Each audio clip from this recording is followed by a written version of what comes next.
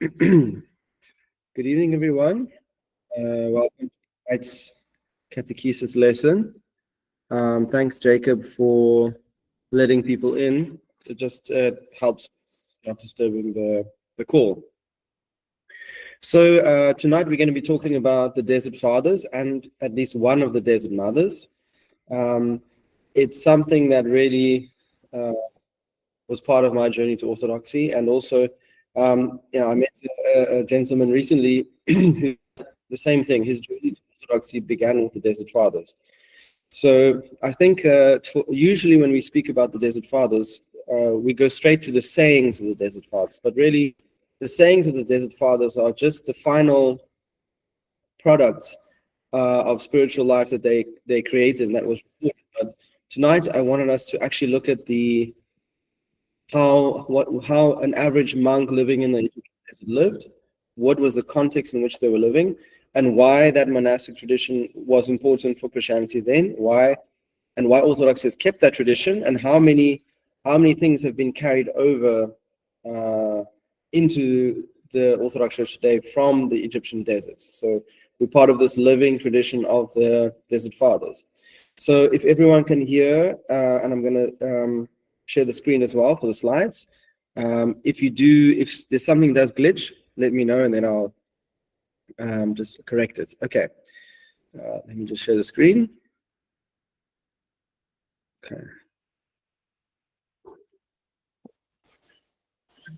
Okay, hopefully everyone can see.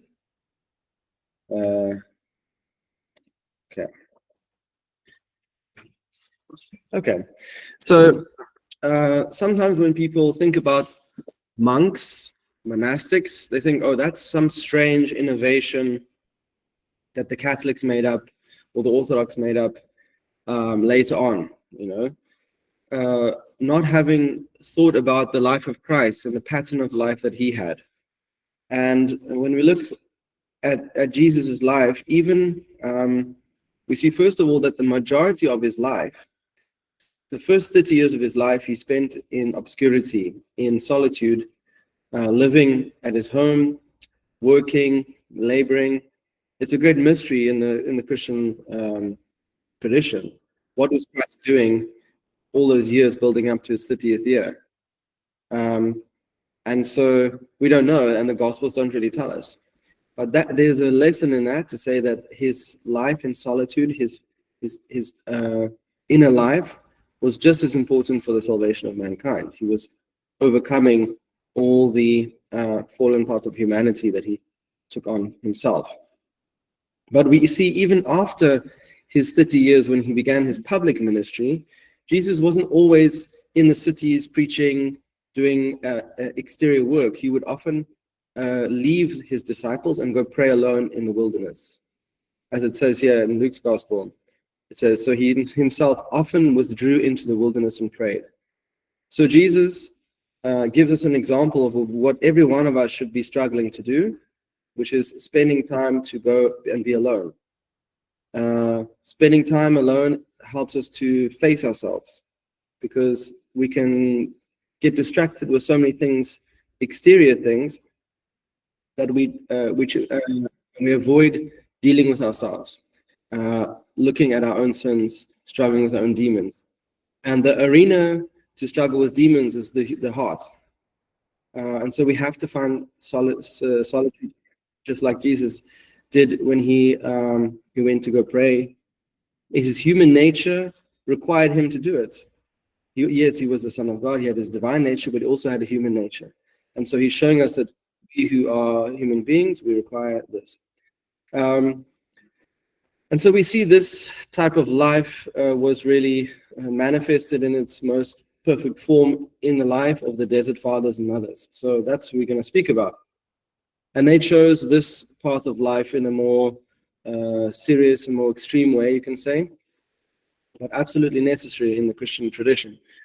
And so let's discuss, first of all, the broad history of what was going on I'm going to focus on Egypt. Of course, monastic life flourished in other wildernesses, other deserts, like the Judean desert, so the same desert that Jesus was in other parts of Syria, in Cappadocia, but we're going to focus on the Desert Fathers of Egypt tonight. Okay. So, and we're going to specifically look at Alexandria in the 4th century. So, Alexandria was one of the great cities of the ancient world. It had been made great and founded by Alexander the Great when he moved his armies east, and he founded this great port city, which basically was at the mouth of the River Nile, the delta of the Nile. And so what it was strategically placed as a harbor that would take all the wealth of Egypt and trade it with the rest of the Mediterranean. And so it became a very, very important city of trade, and also of the converging of different religions and cultures and learning. So we know, of course, Alexandria was famous for its library. And already now in the 3rd and 4th century, Christianity had established itself in Alexandria. It was coming to be, well, yeah, in the 3rd century, it was coming to be the majority religion, at least half of the population, before the Edict of Milan. And there was lots of turmoil because, of course, Egypt had an ancient history of its various religions. Of course, the ancient Egyptian religions that had been transformed by the Greeks and then by the Romans, syncretized. So the gods of the Romans were mixed with the gods of Egypt. But Christianity was kind of changing that landscape of a religious landscape. And there was quite a lot of the turmoil was found in the agora, in the places of discussion, in the oratory field. So we have famous saints like Saint Catherine of Alexandria, she was like a philosopher, but she was a Christian philosopher, and she would debate the various philosophers and teachers in Alexandria, and she triumphed over them, teaching the Christian faith. So this was all happening in Alexandria. So the city was very much of Alexandria was one of the biggest cities in the world. I think it got to a population of 1 million, which in the ancient world was a huge city. Same like Rome. Christians had, this was a major Christian experience, was living in the city with all its troubles, all its dialogues, conflicts, etc., etc. Okay. How did Alexandria get to that point? So let's look a little bit further back.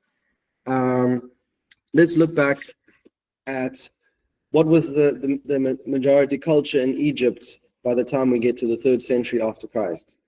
So we must remember that in the year, was it now, 330 BC, Alexander the Great founded the great city of Alexandria. He actually founded lots of cities called Alexandria. He named them all after himself. But this was the greatest city that he founded. And basically, the Hellenic culture usurped the Egyptian one. Although, as the ancient pagans did, when they would overtake a civilization, sometimes, like Alexander's policy was that they should mix them together. And so what began was called the Ptolemaic period, because that was the ruler that was set up after Alexander to rule Egypt. So now they ruled Egypt like a Hellenic a vassal state or something like that. And so the civil language was Greek. The language of learning was Greek. The common language of the people was a kind of Coptic language, right? An Egyptian type language. But you see, there was a change in culture. And the final ruler of this Ptolemaic period, this Hellenic period, was Cleopatra. So we must remember Cleopatra was more Greek than Egyptian. She was loved by the Egyptian people because she could speak Punic, I think was the language. No, sorry, I'm wrong. It was probably, I can't remember the names of the languages. But she was very popular among the people. And she was trying to keep Egypt independent of Rome. So this is now just before Christ, 70 years before Christ.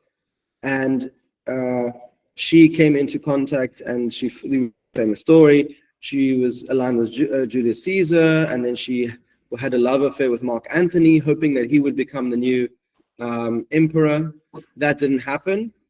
and Mark Antony was killed in they committed suicide after they lost the Battle of Actium, which was the final battle of Greek Egypt against Rome. And so Rome became the now superpower of the world. But why am I saying all of this? Even though Rome became the ruler of Egypt, the Hellenic, the Greek culture remained. And so people were speaking Greek and local languages, but the culture was thoroughly Hellenized. And we see this, for example, what are the great treasures we got from Alexandria? So the translation of the Hebrew scriptures were translated in Alexandria before the time of Christ, 200 years before Christ, even more, by scholars that were paid by Ptolemy to translate the sacred scriptures into Greek. These were done for the Jews, but also just for the Library of Alexandria. And these became the scriptures that the average Jew would use living in Rome, living in Alexandria, Antioch, these Greek translated scriptures. So it was like the official translation from the Hebrew. Hebrew was not well understood by most Jews because only Jews living really in what is, around Jerusalem, Judea, they were the ones who could read some Hebrew. And it was very liturgical language already. So Egypt was definitely Hellenized and Greek. By the time of Christ, and even hundreds of years after that. Latin really was just the language of the army and the civil language, basically, for government things. Okay, so yeah, Alexandria was a great city. There's obviously a lot of archaeological sites you can go see in the regions in Egypt. Sometimes people, as Orthodox Christians, we understand the value of the Byzantine period and the early Christian period. Most people go to Egypt for ancient Egypt, the pyramids and all those things. But here is an example of I forgot the name of it. There's a special name, where basically philosophers would sit and discuss certain topics. I'll switch on my microphone. If anyone has comments. I don't know if Chrysostomos, maybe you know what this is, but basically you can imagine people sitting on these chairs, on these steps, like an amphitheater type thing. Yeah. Alexander, of all people, is with me today. Yeah, very interesting. Okay, I wanted to show you some art that was taking place in Egypt as well. So Christians, we received the scriptures translated into Greek from Alexandria, and there were other things going on in Egypt that the Christians borrowed. Okay, Christians borrowed a lot of things, in their development of the Christian culture and language, symbolic language. So one of the things that I found very interesting is that by the time of 80 AD, so 100 years after Christ, the Egyptians still continued their belief in the afterlife. As we know, the Egyptians had a very, very complex, very serious understanding that they must prepare for the afterlife. And even their bodies have to be embalmed and prepared so they may also go into the afterlife, right? But what was interesting is that the traditional sarcophagus tradition, which was basically they would make a sculpted figure that you would be buried in, they now began to mix Roman art with the sarcophagus. And what happened was very interesting. The Greek artists would paint portraits of the people who had died and put these on where the face would be of the coffin. So these are called funeral portraits. These are not Christian icons, which is what I'm getting at. These were funeral portraits. So they would, I suppose the artist knew what the person looked like by looking at their dead face. And they would paint these living images. So it's interesting. Although the artist would come to the dead body, look at the person, they would paint them alive because it's painting them in the afterlife. And interestingly, they began to do certain things to represent that. And one of them was to paint the eyes of the people much bigger, like more awake. So it's the opposite of dead, right? When you're dead, your eyes are closed, or your eyes are all wonky as on purpose. The eyes are open in the afterlife. The mouths are usually small and silent. And they would often also use gold as a kind of representation of that. So Christians saw this, and they started to borrow that. And there's a lot of evidence that this was basically the beginning of Christian iconography. And we know that that's pretty much the case because even the earliest icons we have from the Egyptian desert, from Sinai, were painted in the same technique of wax encaustic painting. And they adopted a similar pattern. So here's the encaustic icon of Jesus Christ. Very, very similar. It's actually a bit more complex than those paintings. But so now the Christians are using that language. So we're not saying that Christians believe that when people die they went into an Egyptian god afterlife, but they were saying that we do believe in the afterlife, the life in the kingdom to come, that in Christ we will be alive. And so they would paint portraits of the saints alive in the kingdom, and then they developed the halo and they developed all these symbols that there were hints of that in the Fayum. They're called Fayum portraits. Another interesting thing is that the Egyptians had the symbol of the Ankh, which is like a cross with a little circle, and that was a symbol associated with the afterlife. So you'll see it on like that boat that they would bury all the treasure in when they would sink it in the sand or whatever to ferry the pharaohs across into the afterlife. It would be covered in ankhs. And so what we do know is really interesting in Egypt is that when Christianity came to Egypt, the Egyptians accepted Christianity very quickly. By the 3rd, 4th century, the majority of people were Christian. So, and we believe that the Egyptians were prepared for that because they believed in the afterlife, and they had certain concepts that were compatible. And so when the apostles came and preached, they accepted the truth of the gospel and the truth that Jesus Christ was the Son of God. Can anyone tell me who is the first apostle to Alexandria? Saint Mark. Saint Mark, exactly. Mark is attributed as the first apostle. He was the evangelist, although there's debate sometimes if that was the same one. But he was one of the 70, so he wasn't one of the 12. But he preached in Alexandria. He was martyred there. He was dragged around the city until he died, basically, because he caused a disturbance. But he brought Christianity in. He was the first apostle, and we know that Christianity was accepted very quickly, and it still exists today in Egypt. It's still a large minority, so Islam is a majority religion, but about 10% of Egypt is Coptic Christian, and they see themselves as part of this whole heritage. And we can have a whole talk on the Coptic Church, but one of the interesting things is that there's about 100 million people in Egypt. So there's about 10 million or more Coptic Christians in Egypt. So it's a large population of Coptic Christians. Okay, let's not get stuck here. Here's some frescoes of Christian paintings, early Christian paintings. Very beautiful, very stylized. But you can see that language of the Fayum portraits, the big eyes, the frontal view and all that kind of thing. Okay. So now, why am I talking about all this stuff about Alexandria and what's going on there? What we do know is that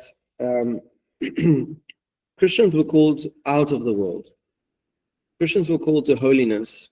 And so as the cities became more and more Christian, and as this very big event happened, which was when Constantine the Great legalized Christianity in the Edict of Milan, which is the year 300 and something, I should remember this. What happened was everything flipped around. Where Christians originally were the outsiders, they were the persecuted, they were the wanderers in the world. They had nowhere to really say, this is my home. Now all of a sudden, the emperor himself has become a Christian, And now all of his subjects also want to be Christians because he's a Christian, right? And this was a problem. This was the first major influx of nominal Christians. So what's a nominal Christian? A Christian only by name. Well, okay, Constantine the Great's a Christian. I want to be a Christian. It's the cool thing now.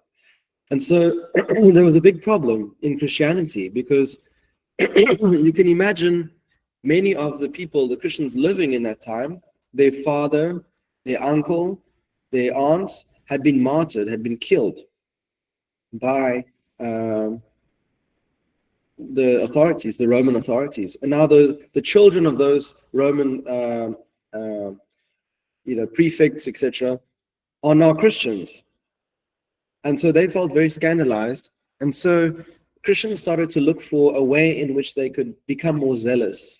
They could die a martyrdom, now not being able to be martyred in the cities. And so that's the beginning of the monastic movement. At least that's the beginning of a new Christian calling to a radical following of the gospel so that they could keep their zeal. So what I always tell people is that a lot of people say, oh, well, the monastic tradition was like a strange corruption of Christianity. It's not natural and stuff. It's the opposite. The monastic tradition was a way in which Christians preserved the purity of Christianity and the radical nature of it, and the zeal that was lost because people were becoming nominal Christians. And that still is what helps Orthodoxy today, is a monastic life. We look at the monastic life as a higher example of people that give their whole life to Christ. And the goal of it is to know God, to come close to God. And by doing so, one knows oneself. That's what St. Augustine said. So, yeah, the goal is union with God. Let me not get too much into the... Okay, no, let's talk about this.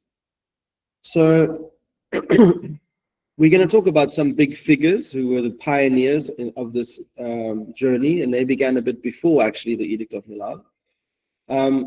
But let's just say, what is the goal? Why are these monks going out into the desert?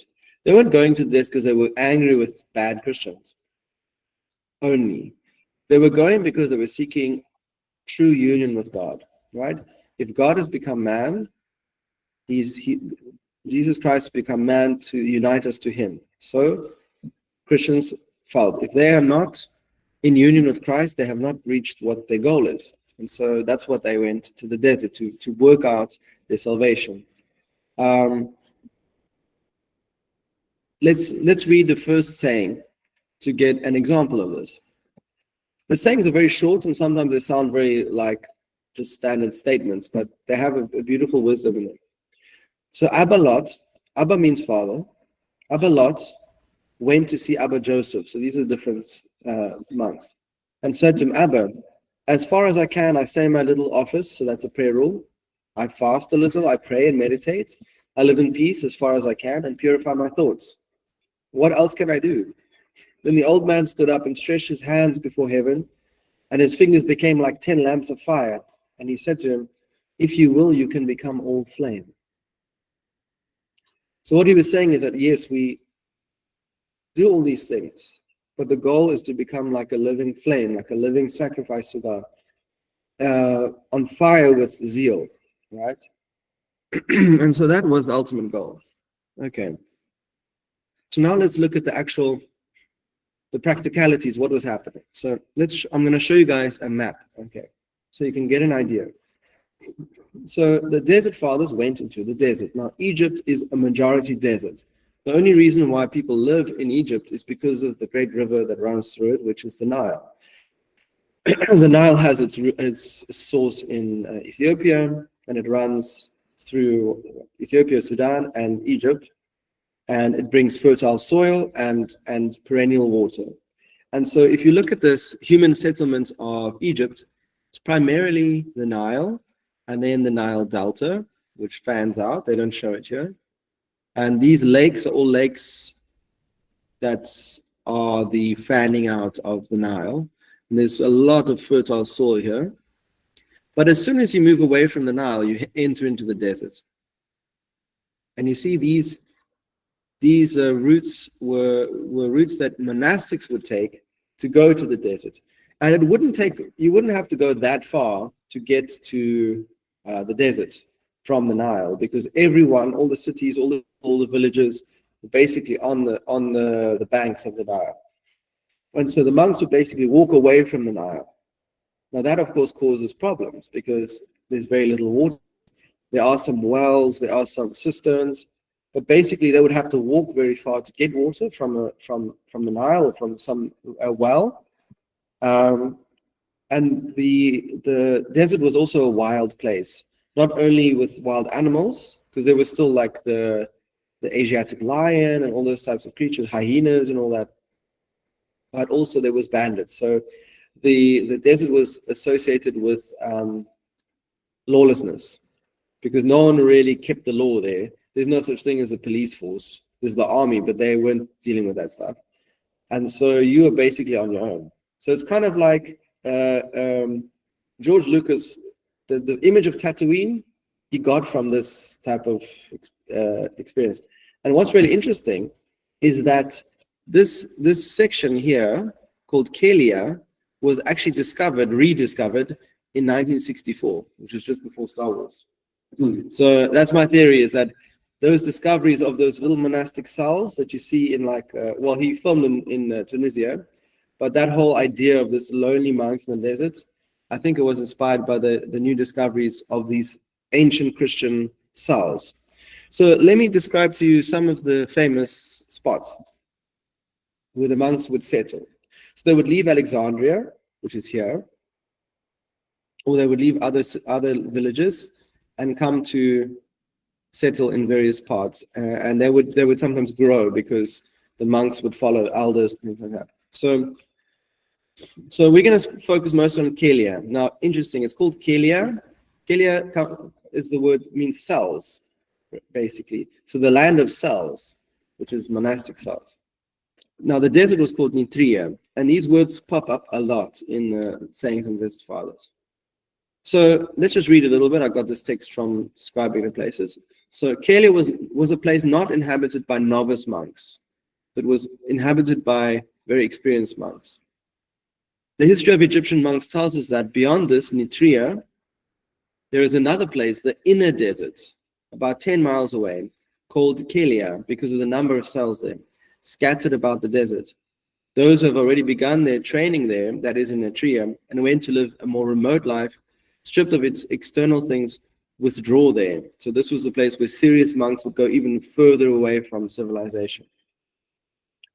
For this is the utter desert, and the cells are divided from one another by so great a distance that no one can see his neighbor, nor can any voice be heard. They live alone in their cells, and there is a huge silence and a great quiet there. Only on Saturday and Sunday do they meet in church. And he goes on to tell us that the death of a monk is often discovered only by the absence from church. So sometimes, a monk would die and then he wouldn't come on Sunday, then the next Sunday wouldn't come, then they go find him dead in the cell. So it was a very interesting, beautiful life. And we're going to talk a little bit about it, about this whole experience that the monks would go through. Okay. So here is an illustration of what a complex would be, a small monastic complex. So they would build this from like mud bricks or stones in the desert. And this is what they've rediscovered in the Egyptian desert. These monastic settlements, they look like little villages. And so sometimes, in something like this, probably a couple of monks would live with the elder. They'd have a little garden. They'd have a little cistern. They'd probably have to carry water here. And these little cells. Okay. Sometimes monastics would live in totally solitary cells, but they did always have some kind of garden or some way to grow some food. And they would also have palm trees, lots of palm trees. And the reason why they had lots of palm trees is because they would weave baskets out of these palm leaves, and that was their income. So the monastics really loved a trade that they could use their hands with and pray while they worked. And then what they would do is they would gather all the things they made and go sell them or send them to be sold for very cheap. Obviously, baskets weren't very expensive. And then they would buy bread and things from the city. Yeah. Very interesting. So you see how, and there's sayings from the desert fathers, how the desert has become a city, and the city has become a desert because so many people were fleeing the city. Now, we have to remember that many very sincere Christians went to the desert to find salvation. They went to find silence, so that they could hear the will of God. They could struggle with their sins and repent. But the monastic settlements also attracted lots of different types. It attracted bandits who loved to rob the monks because they never showed much resistance. Also exiles who were running away from the law. So many of these monks started off their life fleeing from the authorities, but then they repented while they were hiding with these monks, and then they became holy men through repentance. So you hear lots of stories of thieves and all sorts of brigands and stuff around these monasteries. Okay, so this was a rough place, if I can say it like that. Okay, but yet full of also lots of tenderness. The monks were very, very sensitive to loving one another and caring for one another, and we're going to see it in the sayings. Okay, so I'm going to just read some text. I hope everyone can still hear me. I'm going to read some text I found very nicely describing the life of a monk. Now, listen carefully, because a lot of these things we still do in the Orthodox tradition today. So it's nice to see the continuity. Here's a photo of a Coptic monk, probably from like the 60s. Okay, he's reading the scriptures, and this would be a table where they would eat together, the monks. Okay. Originally, the monks spent the week in their own cells, praying and producing craft to trade for food, only coming together on Saturday and Sundays in their churches for the synaxis, or assembly. Synaxis means to bring to the axis, to the center. So throwing together into the center, right? And we still have that word in the church today, the synaxis of these saints, or the synaxis. It's the bringing together. So the monks would often talk about synaxis. Initially, a hermitage was occupied by a single monk. But as these monks grew old, some would take one or two younger brothers into their cells, who would then act as disciples and servants. In this setting, less advanced monks practice the ascetic life under the teaching, the tutelage of a more experienced master. So you often hear of like a master or an experienced monk with a younger novice learning from him. Okay, and often young ones would go choose a master. Okay, like Obi-Wan. Thus, when a novice asked Abba Paisios, "What should you do?" Okay, so here's a nice little quote. When a novice asked Abba Paisios what he should do to fear God as he was told, Abba said, "Go and join a man who fears God and live near him, and he will teach you too to fear God." So this was often advice. The monastics also enjoyed quite a lot of freedom in how they would structure their day. It wasn't so strict like we think of monasteries now, with a very strict prayer rule. Of course, there were certain standards that would be kept, but basically the monks could do whatever they wanted, but they'd come there for salvation. And so they would establish their own personal prayer rules and their own typicons, you could say. But they were certainly established traditions. Prayer was the most important part of the monk's life. They would rise in the middle of the night to celebrate the little synaxis, which is a small standing together, and they'd offer prayer while standing with arms raised facing the east. This is so, for example, this is a little niche in one of the cells with a cross. You notice the Greek writing as well. There's even a story of Saint Arsenios, Abba Arsenios, who used to begin his prayer rule facing the west. He would watch the sun set, then he would turn around and raise up his arms, and he would pray until he saw the sun come up. And then when the sun came up, he would sit down and sleep. So he was teaching himself to wait upon God, wait upon the coming of Christ. And the sun was like a symbol of that. So they would often take that as a practice to raise their arms and pray. And it was very difficult, obviously. Try raising your hands up for more than an hour. So they would do that as a form of prayer and asceticism. Here's a photo of St. Paul's Monastery, also a very ancient monastery in Egypt. I can't remember the name of this monastery on the hill. They were often built like this because bandits would come and rob the monasteries. But this is an example of a larger monastery where monks would gather together. So I'm going to keep on reading the life of a monk, the average life of a monk in the Egyptian desert. So, as the sun rose, the monks would begin their daily work, usually consisting of crafts such as making baskets, ropes, or mats, since this work could be performed in solitude. Furthermore, while weaving either palms or reeds into these products, the monk could recite a short prayer called the meleti, or meditation, in a low voice, such as, "Be pleased, O Lord, to deliver me. O Lord, make haste to help me." Or the Jesus prayer, we know, "Lord Jesus Christ, Son of God, have mercy on us sinners." So they would recite these prayers while they were making these ropes or baskets. Regardless of the monk's work, it was handed over to a steward each week, who would then exchange these goods for food and any other necessities the monk might require. So there was a bit of there was an economy here. It wasn't so disorganized. There would be someone that would gather up all the things that they made, and they would go get the provisions from the city. Someone would go. Other better educated monks were scribes, who worked to copy sacred texts, which were either then sold or perhaps bartered to other brothers, or provided to the communal ecclesia, so the communal church. One of the most famous of these was a native of Cappadocia named Evagrius Ponticus. We know him.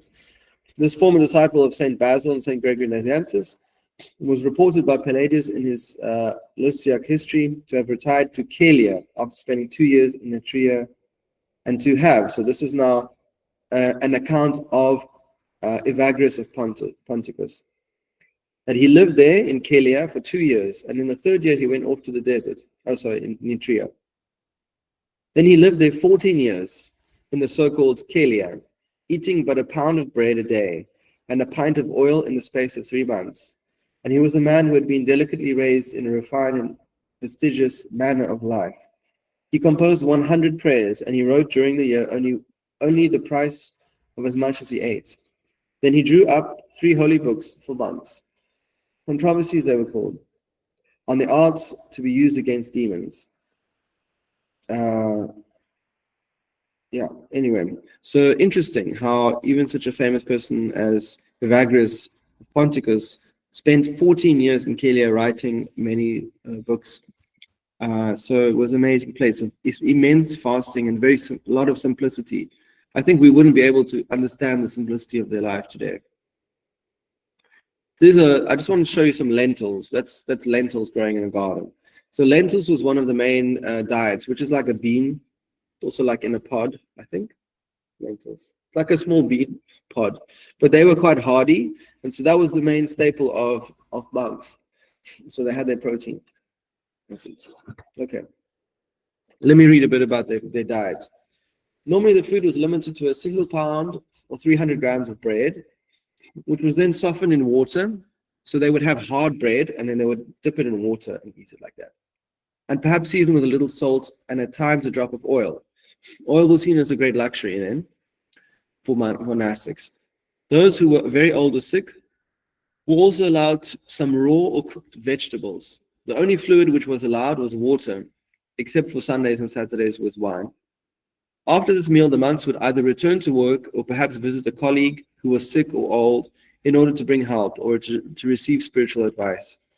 Interestingly, the love of neighbors took priority over fasting, and charity required the monks to respect the rights of hospitality. The proper monk made himself available to visitors, washing their feet and offering them food kept especially for such occasions. This might include lentils or other boiled vegetables. This meal would be enjoyed by both host and visitor regardless of the hour.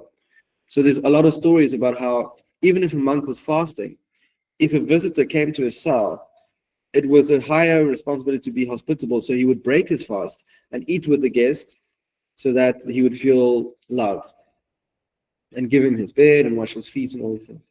So that's something that we can learn from, because I hear a lot of people say, what should I do, if I get invited to a friend's house or something? So I think we can take the Desert Fathers is that they put hospitality above their fasting rule. They fasted a lot. It's not like they skipped a fast, but they understood that love of one's neighbor is more important.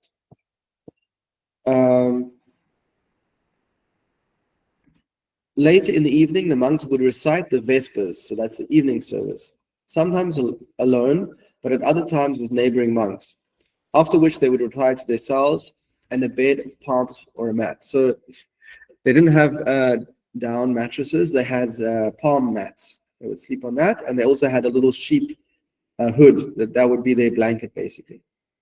On Saturday evenings, they would go to like Great Vespers, we would call it, and this was mostly a reading psalm. So they didn't have all the beautiful service books we have now. They basically had the psalms, and so the monks in the desert would know the psalms very well. In fact, many of those monastics knew all the psalms. So all the psalms we have in the scriptures, they knew them by heart, because that was the only book they used for the evening services. And so they loved the psalms. The monks would then be allowed a few hours rest before the great liturgy began on the Sunday morning. So they would pray basically the whole of Saturday night into the early morning. They would have a few hours sleep, and then they would begin the liturgy. And that would be a synaxis. The monks would gather to a little church.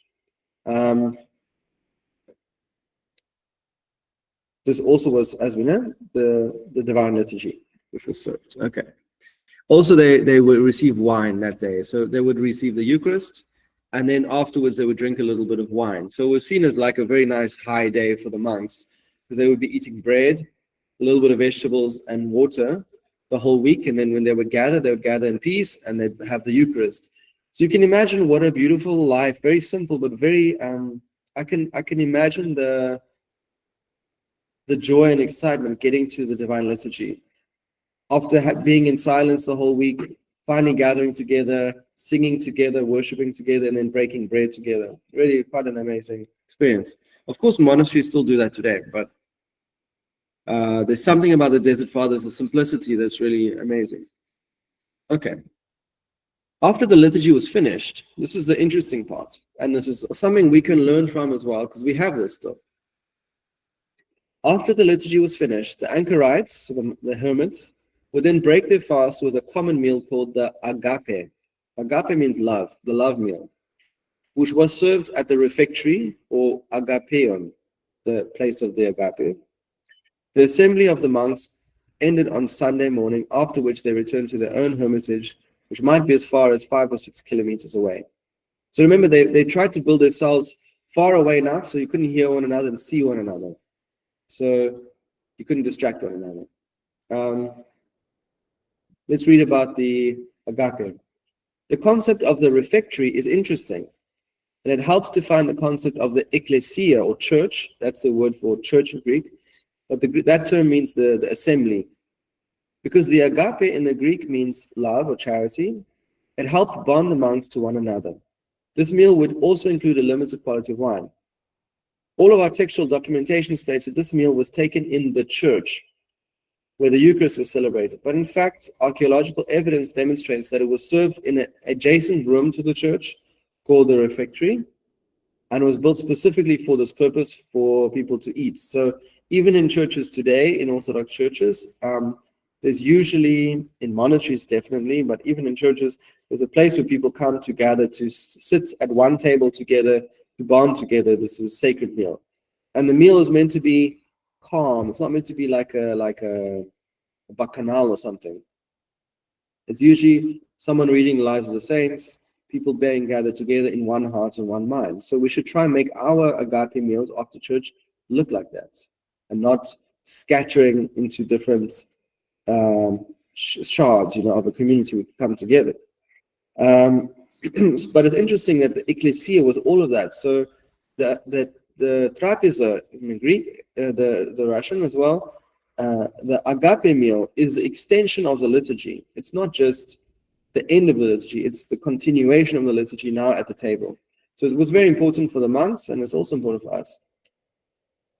Besides the monks, priests must have certainly been present due to the celebration of the Eucharist. So we know there were priests as well in the desert. Some of these monks became priests, but most of them were not ordained priests, these monks, and some of them were great spiritual elders, even of priests. They had that being a priest didn't mean that you were automatically had you had great authority in the presiding of the Eucharist and the sacraments, but on the other hand, you would have priests going to these monks in the desert to ask for advice, spiritual advice. A priest was seen more as functioning as the person presiding over the liturgical part of that spiritual life. So yeah, let's keep on going. Here's a beautiful dome, a fresco of St. Paul's Monastery, one of the older monasteries in Egypt. You can see Egypt, at least the ancient Coptic, it was a lot poorer, not so well funded by the imperium, the empire. It was kind of far away. So a lot of these monasteries have the art is a bit more rustic, I want to say it like that, but really beautiful and charming. Okay, before we go into the sayings of the Desert Fathers, because they're really interesting, I wanted to go through a couple of terms that we hear a lot, but a lot of them were really developed among the Desert Fathers. All Greek words. So the first is asidia, which is despondency. This was one of the great enemies of monastics, right? You come from the city of Alexandria with all this fun stuff happening, and suddenly you find yourself doubting, should I have come to live in a cell with a grumpy old monk next to me, eating bread, and you forget your prayer rule. And so they would experience this kind of despondency, this depression. And they would have to fight against this to regain that simple joy that they had found in the deserts, right? So that's something you hear spoken about a lot. Is asidia. They saw it as like a demon. It is a demon. But they would understand this. It's a demon of despondency that you have to fight against. Okay. They have the agape, which is the meal, sacred meal, common meal after liturgy. They had a word apathia. We have the same word in English, apathy, but it's a state of being unmoved by passion. So they had it they used it in an actual positive way. The Orthodox understanding is that we shouldn't be thrown around by our passions. We shouldn't allow our anger to make us do stupid stuff, or our lust or whatever. And so the whole concept was to become apathetic, have apathia, to just be calm. And I even tell the guys when we light the candles, the goal of an oil lamp candle is that the flame must have apathia. It actually mustn't flicker. It must just be flat and not be disrupted, as a symbol of the inner life. Okay. We have the cell, which is basically a hut or a cave where a monk lives. Okay. Cenobium was a monastery where monks or nuns lived a common life. Cenobitic monastic life is when monks live together. Heremitic is when it's a hermits living alone, or anchorites. Hesychia means in Greek stillness, quiet, tranquility. It's the main purpose of the monastic life, is to have inner silence. And it's not just outward silence of the deserts, it's inner silence. So the point is the outer reflects the inner. Okay. Melote, which was a sheepskin, which was a cloak was made of, and that would basically be the blankets. So the monks would basically walk around in their blankets, which was their little cloak. But that was even Jesus and his disciples. That was how ancient people lived. They had usually mats that they slept on, like reed mats. And then when they went to bed, they would just fold their cloak into like a little cushion and wrap the rest of it around them and sleep, basically. And that's how Jesus and his disciples would travel. They'd go sleep in their cloaks. So I think everyone smelled bad. So no one smelled bad, if that makes sense, in those times, because you just walk in your clothes constantly. And they would wash their clothes, but probably not often, especially in winter. Okay. Another word is Yeron or Geron. This means elder, old man. But this word now you can see it, for example, you get beautiful books called the Geronticon, which is basically books on the sayings of elders, right? So that's something we still have in Orthodoxy. You can still buy, and I would suggest we put together Geronticons, where you put beautiful sayings of elders, And that was very, very loved by the Christians in the desert. And then the synaxis, which is the common gathering prayers, usually Sunday. Okay. Let's get now to the actual sayings of some of the Desert Fathers. So they received the title Abba and Amma. It's the Egyptian word for papa, like daddy, mommy, right? So it had a very sweet, endearing connotation, like a kind father and a kind mother. So these desert dwellers, these Christians that would go, and women also went to the desert. We'll speak about the Ammas as well. They would receive the title, father, daddy, like we would say dada or something. But it was seen as a sign of respect, obviously, as well.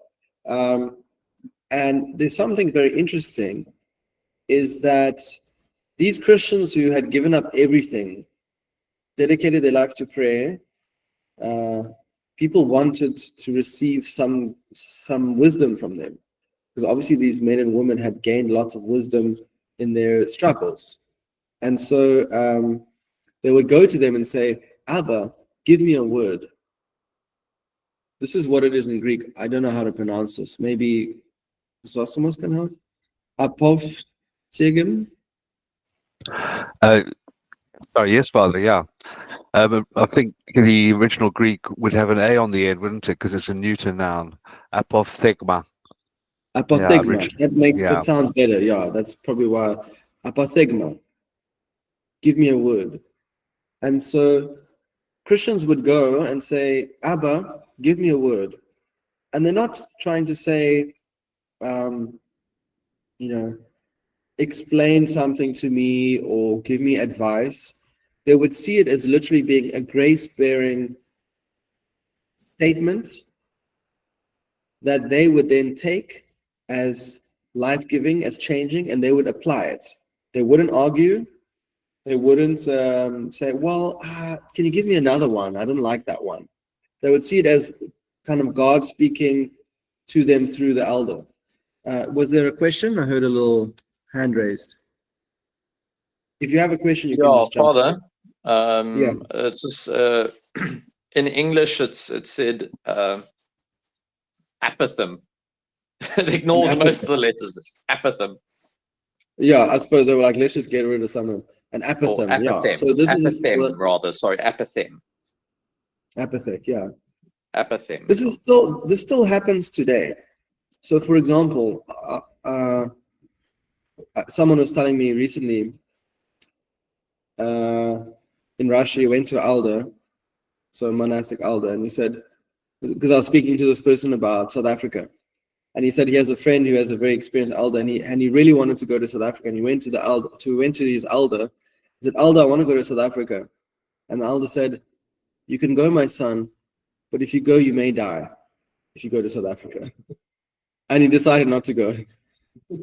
And he pondered on that words. Is it a warning? What does it mean?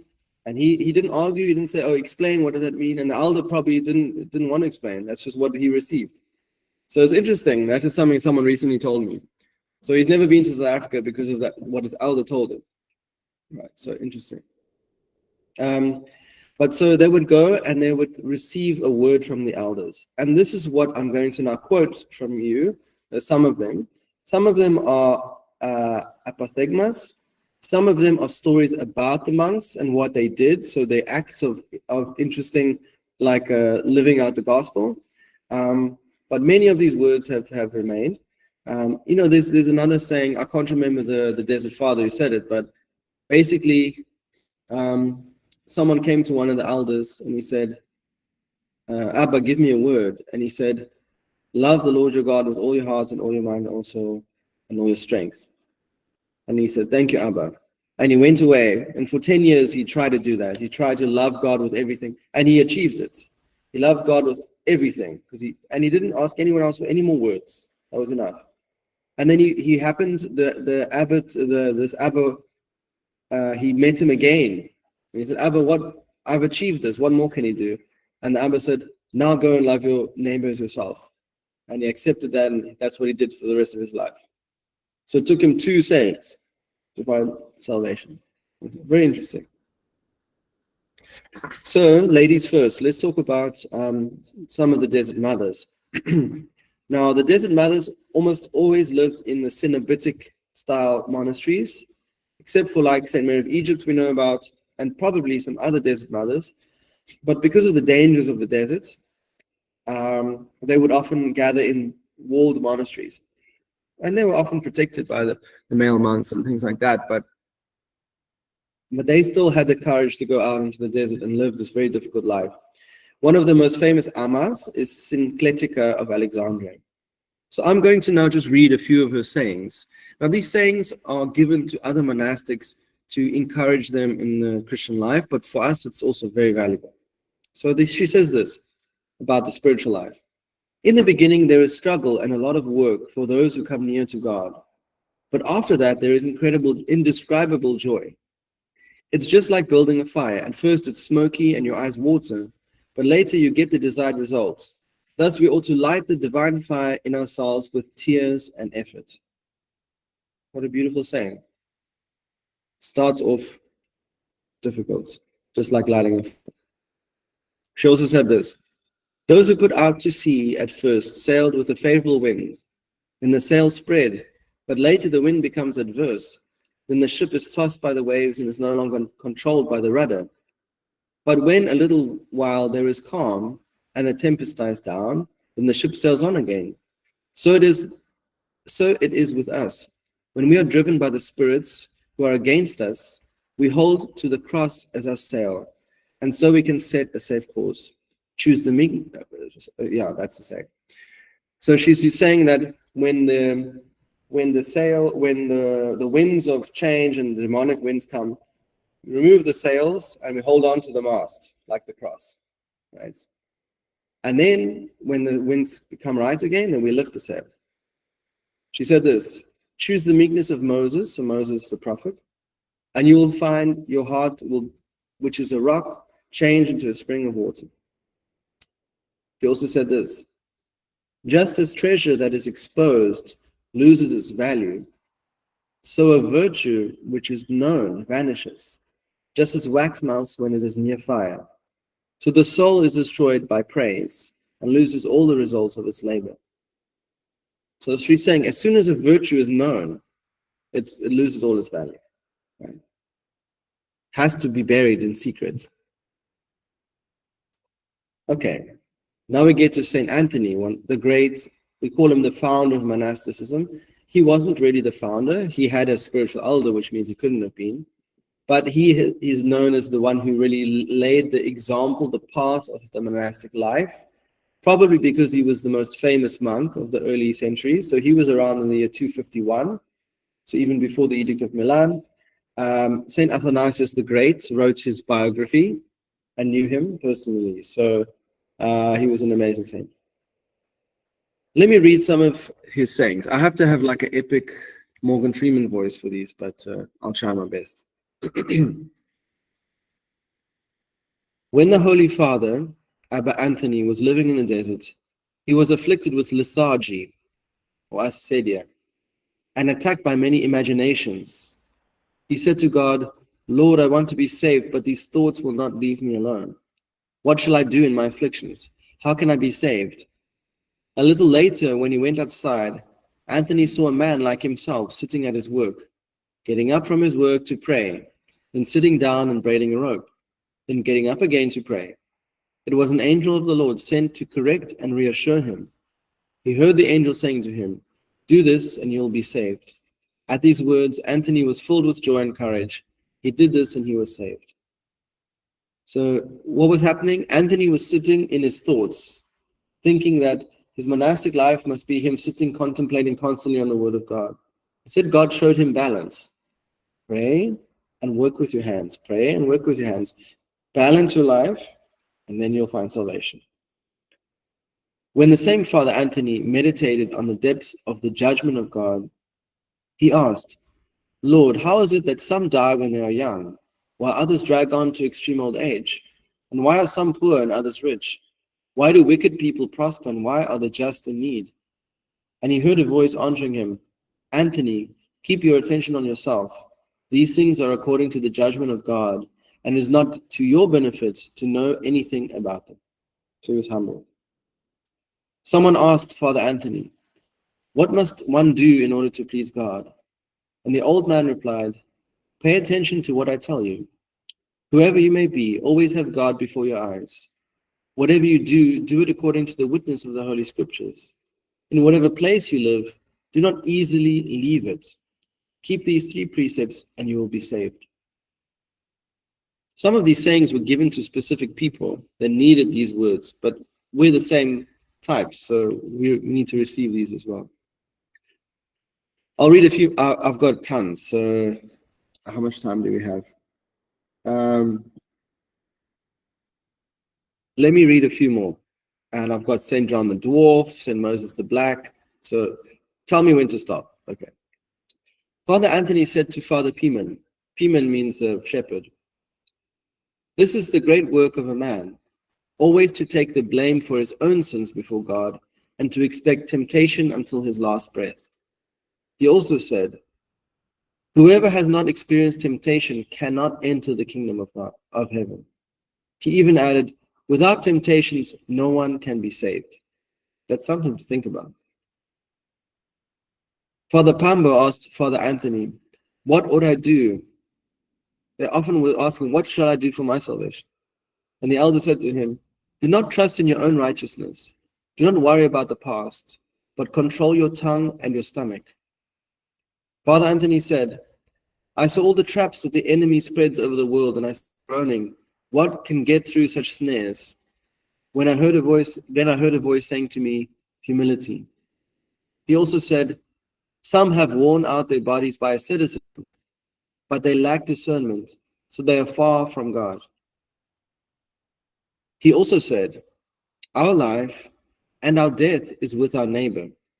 If we gain our brother, we have gained God. But if we scandalize our brother, we have sinned against Christ. He also said, just as fish die if they stay too long out of water, so the monks who loiter outside their cells or pass their time with men of the world lose the intensity of inner peace. So like a fish going towards the sea, we must hurry to the cell, for fear that if we delay outside, we will lose our interior watchfulness. He also said, he who wishes to live in solitude in the desert is delivered from 3 conflicts, hearing, speaking, and seeing. There is only one conflict for him, and that is with fornication. Okay. As I said now, many of these words given or sayings were very personal. Even St. Abba John says, saints are like a group of trees, each bearing different fruit, but watered from the same source. The practices of one saint differ from another, but it is the same spirit that works in all of them. Now we have Abba Arsenius, probably one of my favorite desert fathers. I'll read some of his stories. Someone said to Blessed Arsenius, how is it that we, with all our education and our wide knowledge, get nowhere, while these Egyptian peasants acquire so many virtues? So Arsenius was from Cappadocia, I think. He was very educated, but he became a monk in Egypt. And Abba Arsenius said to him, we indeed get nothing from our secular education, but these Egyptian peasants acquire the virtues by hard work.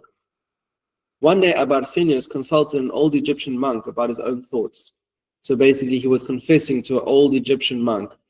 Sometimes they use this as kind of derogatory. So the educated Greeks from the city would come to these peasant Egyptian monks, and they saw, why is Arsenius confessing to this Egyptian? And someone noticed this and said to him, Abba Arsenius, how is it that you, with such a good Latin and Greek education, ask this peasant about your thoughts? And he replied, I have indeed been taught Latin and Greek, but I do not know even the alphabet of this peasant. Here's a fresco of Christ with I think it's, someone can tell me who that is, who that saint is. Here's another saying from Abba Pimen, of Abba John. So this is these are sayings about John the Dwarf. So he was an amazing saint, great spiritual giant, but he was a dwarf, literally, living in the desert. So I love some of his sayings and stories about his life. So Abba Pimen said of Abba John, the dwarf, that he prayed God to take his passions away from him so that he might become free from care. He went and told an old man this.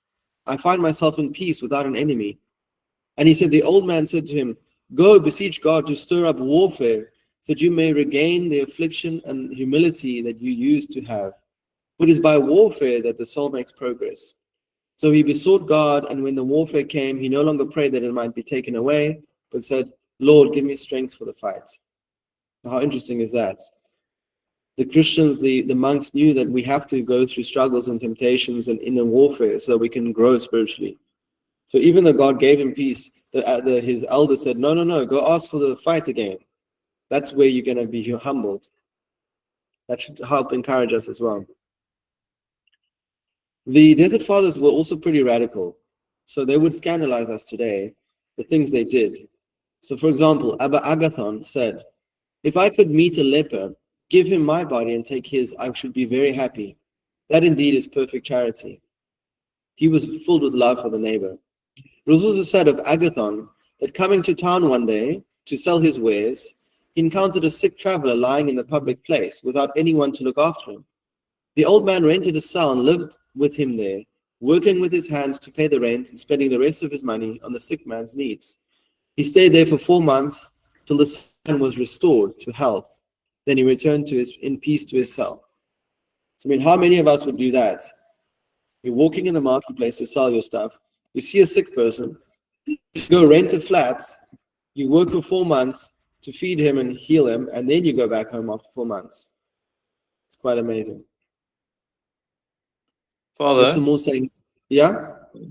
it reminds me of the thing about the leper and the sick body. Reminds me of St. Paisios.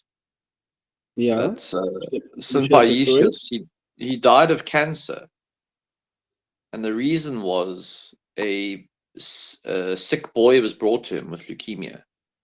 He was probably going to die. It was terminal, and he prayed to God that he could take on this cancer so this boy could be saved.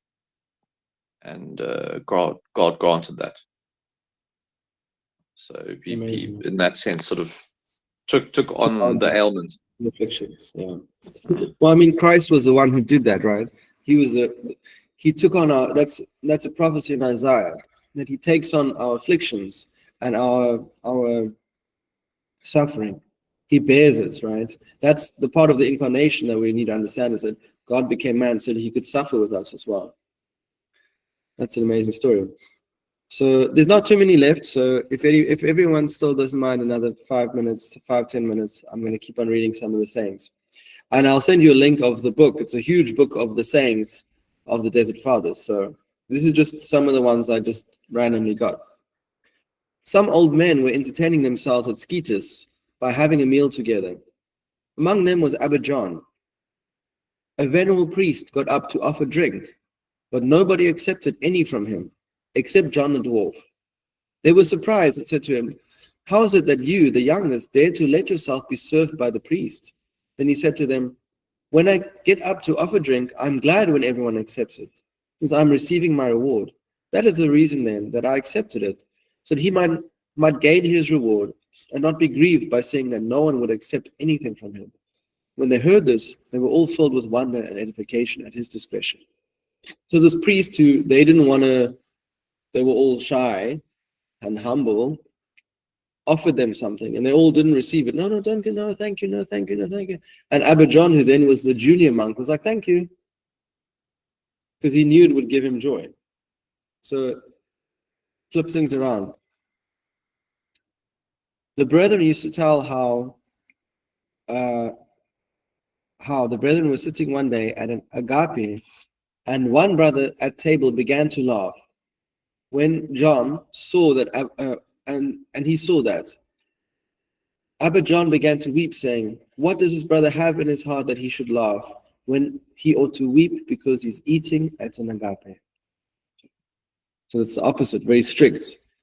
When they were laughing at the agape, how can you laugh? We should be weeping for our sins. We're in trouble then at our agape.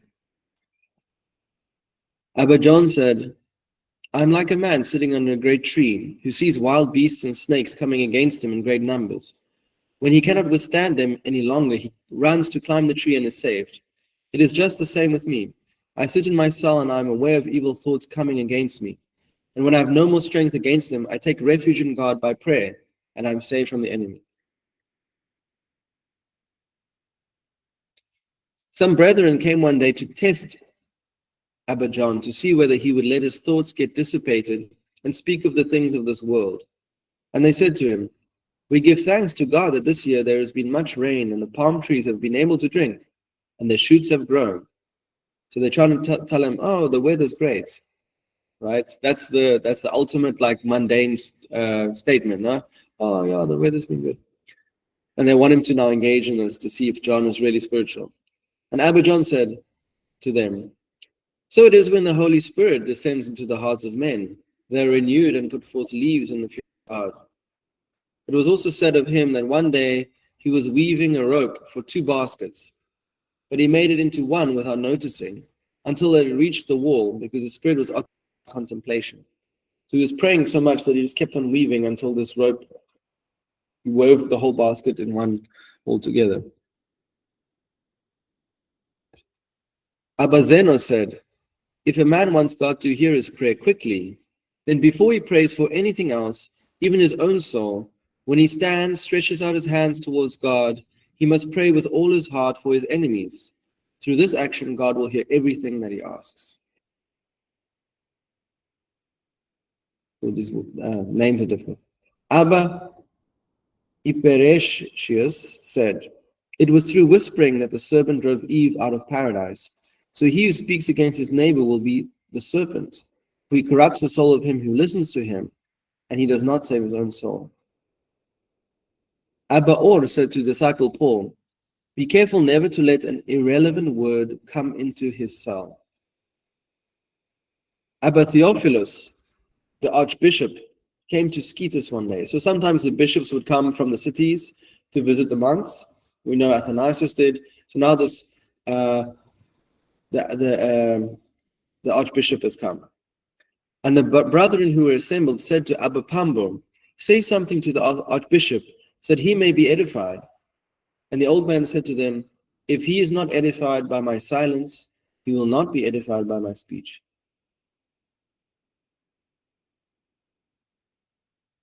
Let me get to Abba Moses.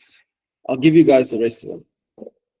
So Moses the Black, he was a Sudanese, really, bandit who robbed monasteries, but he saw the light of the monks and he repented and he became a monk. He actually became a famous priest as well. So he has some very beautiful sayings. So I'll read some. And he struggled with many temptations because he lived an evil life of fornication, of violence, murder. So he's had to struggle with a lot of demons. But that's why when he overcame them, he became such a great saint and example. It happened that Abba Moses was struggling with the temptation of fornication. Unable to stay any longer in the cell, he went and told Abba Isidore. And the old man exhorted him to return to his cell. But he refused, saying, Abba, I cannot. And Abba Isidore took Moses out of the terrace and said to him, look towards the west. And so Abba Moses looked and he saw hordes of demons flying about and making a noise before launching an attack. Then Abba Isidore said to him, look towards the east. And he turned and saw an innumerable multitude of holy angels shining with glory. Abba Isidore said, see, these are sent by the Lord to the saints to bring them help. While those in the west fight against them, those who are with us are more in number than they are. Then Abba Moses gave thanks to God, plucked up courage, and returned to his cell. So Abba Isidore showed Moses the spiritual warfare, that he's not fighting alone, he's fighting with the angels as well, who are greater in number, who are stronger than the demonic forces. So he had the ability to give him that vision, to show him this spiritual battle. This is quite a cool story. This is a fresco in Moscow. There is actually a church to Saint Moses the Black in Moscow. I think it's actually one of the chapels in St. Basil's Cathedral. Could be wrong. The magistrate heard about Abba Moses one day. So the like a magistrate is, I don't know, that's like a governor type of thing. And he went to Skeetus to see him, to see this great elder. And they told the old man. So he got up and fled to the marsh. So Abba Moses the Black, he didn't want to see anyone. He didn't want to talk to these high up people. So he went and hid in the marsh. Then some people met him and said to him, "Old man, tell us, where is the cell of Abba Moses?" And he said to them, "What do you want with him? He's a fool." So the magistrate went back to the church and said to the ministers, "I heard people talk about Abba Moses, and I went to see him. But there was an old man going into Egypt who crossed our path, and we asked him, 'Where is Abba Moses?' And he said to us, 'What do you want with him? He's a fool.'" When they heard this, the clergy were offended and said, "What kind of an old man was this that spoke like that about the holy man to you?" And he said, "An old man wearing old clothes, a big black man." And they said, "Oh, that was Abba Moses himself. And in order not to meet you, that he said Moses was a fool." And the magistrate went away greatly edified. That often happened where the desert fathers would run away from famous people that came to meet them and stuff. And they would often just pretend to be the gardener or the like a servant or something. Let me just keep on going a bit. Here's an interesting story, because we deal with this quite a lot in our society about stealing. Abba Daniel said when Abba Arsenius was at Skeetus, there was a monk there that used to steal the possessions of the old men. So Abba Arsenius took him into his cell in order to convert him and to give the old men some peace. So it's a shame. Poor Abba Arsenius said, "Let me take this thief, monk, and I'll try to sort him out." And he said to him, "Everything you want, I will get for you. Only do not steal." So he gave him gold, coins, clothes, everything he needed. But the brother began to steal again. So the old man, seeing that he had not stopped, drove him away, saying, "If there is a brother who commits a sin through weakness, one must bear it. But if he steals, drive him away. For it is hurtful to his soul and troubles all those who live in the neighborhood." That's good wisdom. We often think, "Oh, but it's Christian to forgive constantly." But look what they did. So this monk was stealing. He was disturbing the elders because now all their stuff's going missing. They just want to pray. So they gave him to Abba Arsenius. So Abba Arsenius tested this person's heart. He said, "Okay, you're stealing because maybe you need something, right? And that's not a sin. So I'll give you everything you need. Here's clothing, here's money, here's food, here's shelter. Here we go." But he kept on stealing, and it shows his character. And so they drove him away, because they said there, "If he steals, drive him away, for it is hurtful to his soul and troubles all those around him." So we can't allow people to steal because they're destroying their own soul and they are disturbing the peace. But we first have to test if they're not stealing for need, right? Then we should try to help them.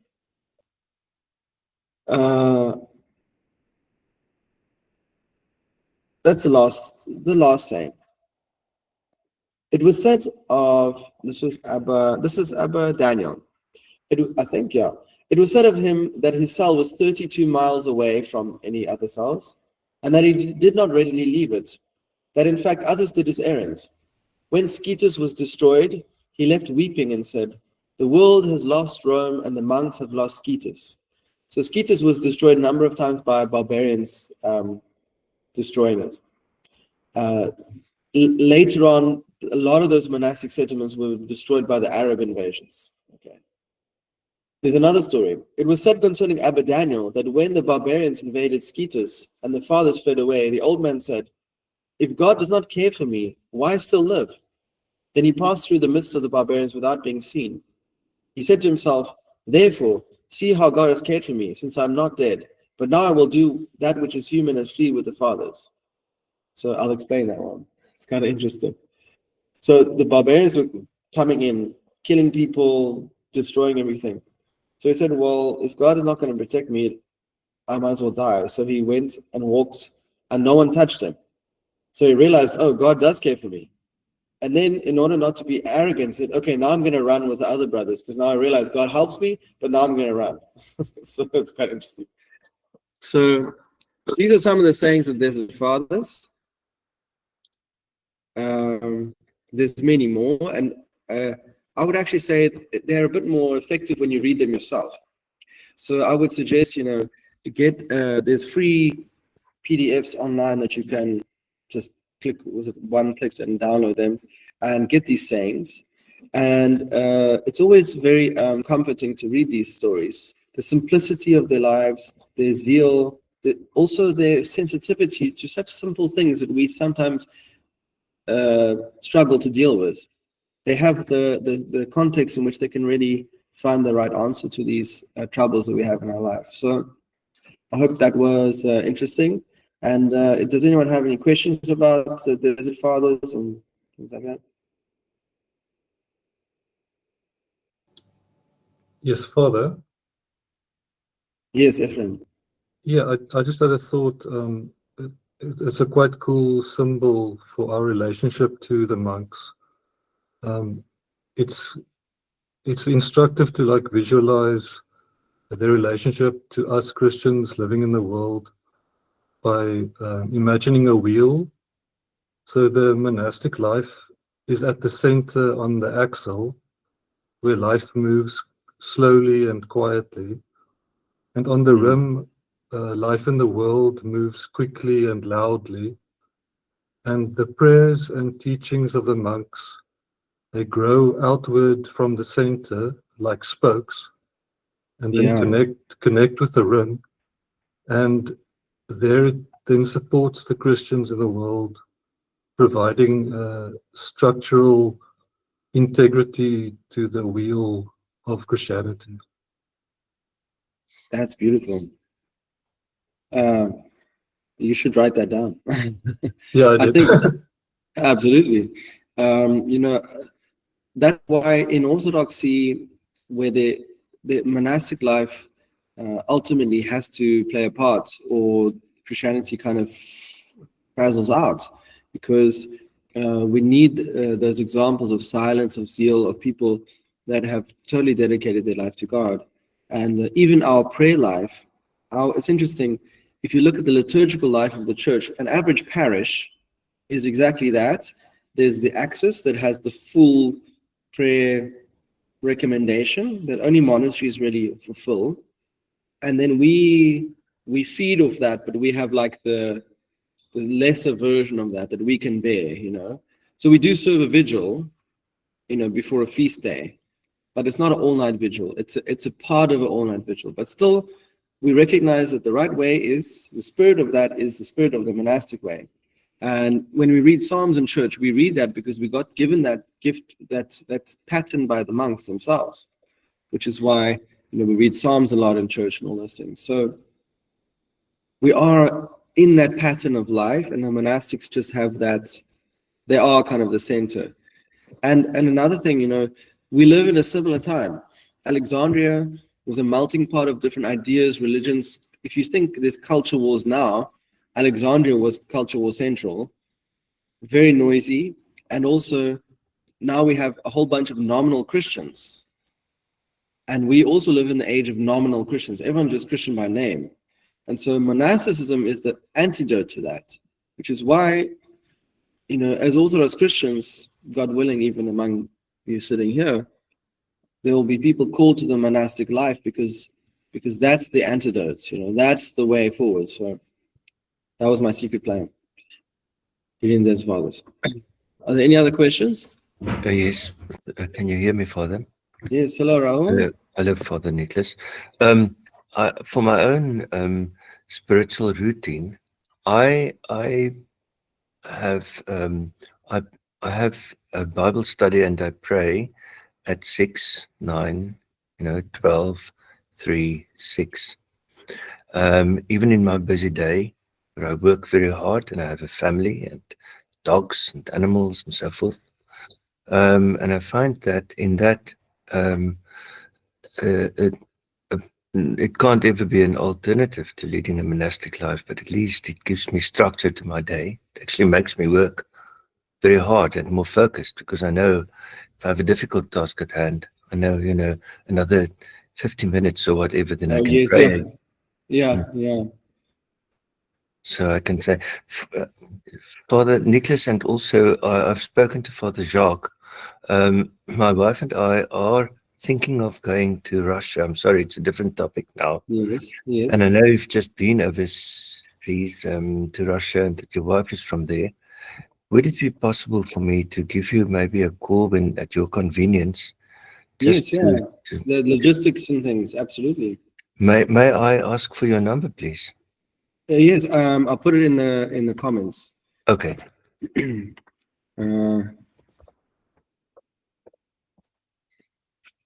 So everyone else, feel free to send me messages. Here we go. Joking. Oh, So, what I want to say, Raul, is that's a very good point, and you're right that well, actually, you're wrong. You said that it won't be an alternative, but even Saint Anthony the Great, yes. he had a vision.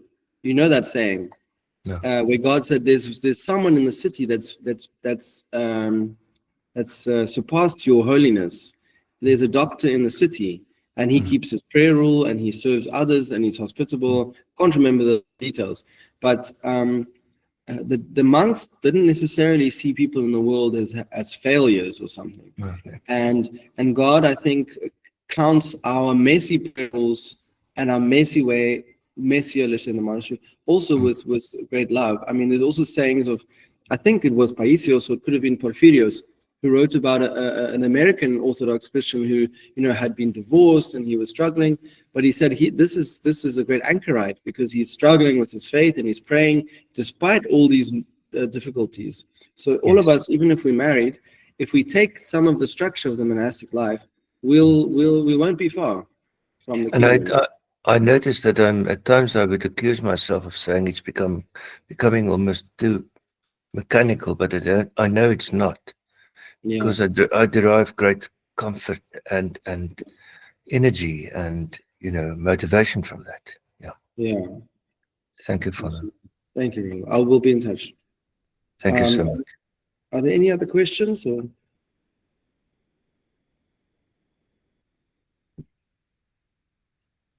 Okay. Thank you, everyone, very much. So it went on a bit longer than I thought.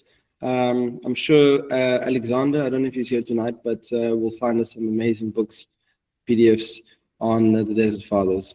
Thank you again. Have a blessed evening. And I'll see you guys. Thanks, Father. Thank you. Thank you, Father. Thank you, Father. Thank you, Father. Thank you, Goodbye, Father. Goodbye, Father. Thank you, Father.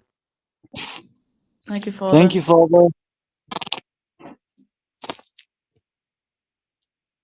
Thank you.